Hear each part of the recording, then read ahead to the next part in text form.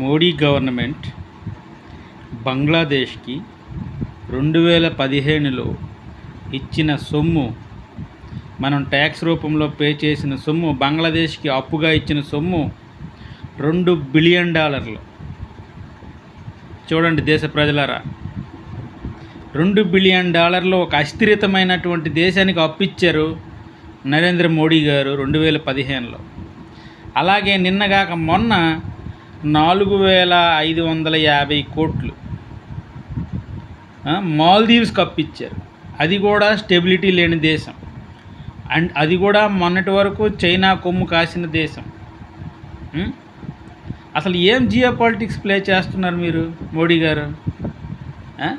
రేపు పొద్దున చైనా వాడు వచ్చి అక్కడ కబ్జా చేస్తాడు, వాడు ఏదో ఆశ చూపుతూ అటు వెళ్ళిపోతారు. మనం ఇచ్చిన డబ్బుల సంగతి ఏంటి? బంగ్లాదేశ్లో మనం ఇచ్చిన $2 బిలియన్ తిరిగి వాపస్ తెచ్చుకోగలిగావా? ఇప్పుడు నువ్వు నీ ఫేవర్ గవర్నమెంట్ ఎక్కడ ఉందా? షేక్ హసీనా ఫ్లడ్ అయిపోయి ఇండియా వచ్చేసింది అసైలం కోసం. ఏం చేస్తున్నారు మీరు పాలిటిక్స్?